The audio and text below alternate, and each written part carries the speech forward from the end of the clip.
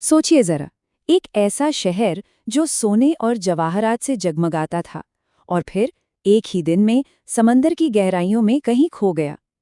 तो क्या ये सिर्फ एक कहानी है या सच में एक पूरा साम्राज्य समंदर की गोद में छिपा हुआ है?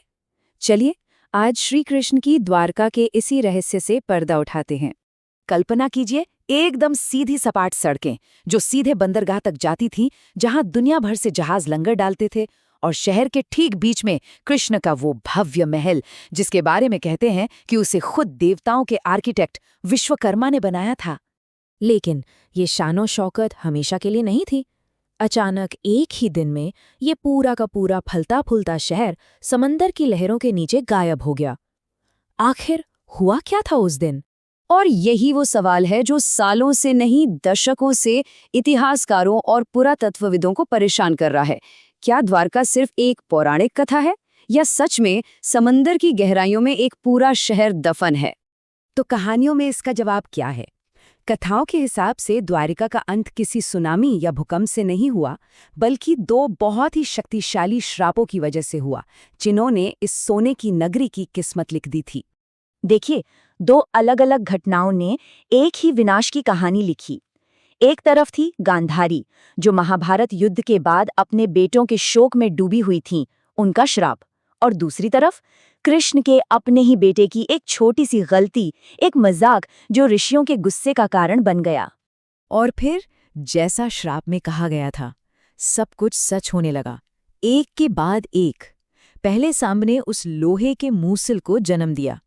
फिर कृष्ण का कुल यानी यदुवंश घमंड और पाप में ऐसा डूबा कि उन्होंने एक दूसरे को ही मार डाला। अपने पूरे वंश को खत्म होते देख कृष्ण ने अपनी देह त्याग दी, और जैसे ही वो गए, समंदर उस शहर को निगल गया जिसे उन्होंने खुद बसाया था। सदियों तक तो ये कहानी सिर्फ किताबों में ही रही, लोग सुनते थे, सुनाते थे। लेकिन फिर 20वीं सदी में कुछ ऐसा हुआ जिसने इस पूरी कहानी को एक आर्कियोलॉजिकल मिशन में बदल दिया। ये सब शुरू हुआ छोटी छोटी बातों से। जैसे 1930 में कुछ मछुआरों ने कहा कि अरे, पानी के नीचे कुछ अजीब सी इमारतें दिखती हैं। फिर 60 के दशक में पायलटों ने भी आसमान से समंदर के नीचे सीधी सीधी लाइनें देखीं। ये छोटे छोटे इशारे थे एक बहुत बड़े राज की तरफ। और फिर इस खोज को एक नई उड़ान दी डॉक्टर SR राव ने। उनका नजरिया बिल्कुल अलग था। उन्होंने कहा, देखो, मैं इन्हें सिर्फ धर्म ग्रंथ नहीं मानता, मेरे लिए ये इतिहास की किताबें हैं। और बस इसी एक सोच ने भारत में मरीन आर्कियोलॉजी, मतलब समुद्री पुरातत्व की शुरुआत कर दी। तो डॉक्टर राव और उनकी टीम जब समंदर की गहराइयों में उतरे, तो उन्हें जो मिला उसने उन सब की बोलती बंद कर दी जो द्वारका को सिर्फ एक कहानी मानते थे। चलिए देखते हैं कि मिला क्या।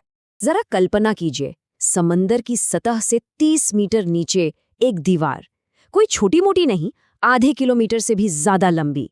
ये कोई कुदरती चट्टान नहीं हो सकती थी, ये एक किलेबंद शहर की दीवार थी, ठीक वैसी जैसी महाभारत में बताई गई है।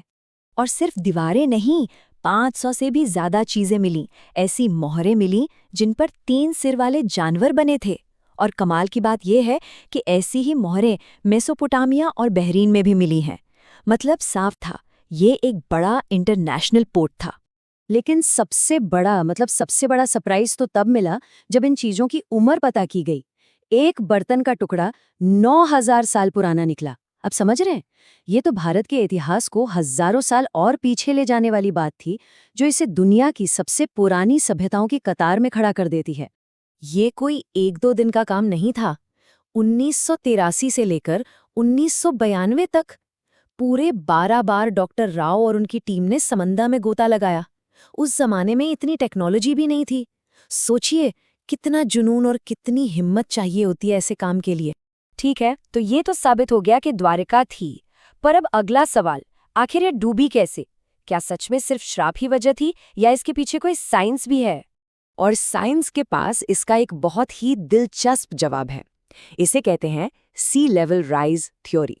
आसान भाषा में समझें तो, जब आखिरी आइस एज खत्म हुआ तो दुनिया भर के ग्लेशियर्स पिघलने लगे। इससे क्या हुआ?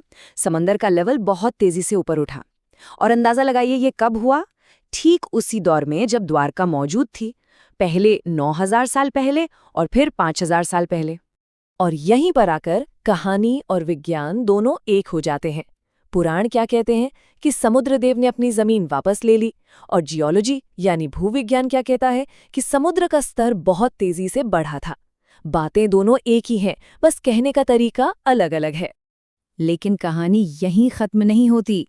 डॉक्टर राव के बाद भी ये खोज चलती रही, और आज 21वीं सदी की टेक्नोलॉजी ने इस रहस्य पर से और भी धूल हटाई है।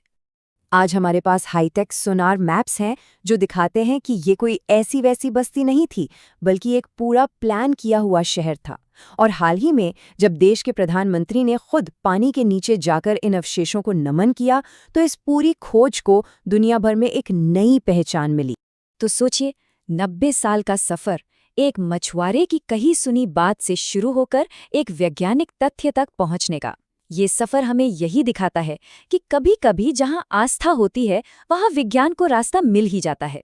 द्वारका की कहानी हमें एक बहुत बड़ी बात सिखाती है कि जिन्हें हम आज सिर्फ मिथक या कहानियां मानते हैं, हो सकता है वो इतिहास हो जिसे हमने अभी तक खोजा नहीं है। सवाल बस इतना है कि समय के समंदर में ऐसे और कितने राज दफन हैं जिनके सामने आने का हम इंतजार कर रहे हैं।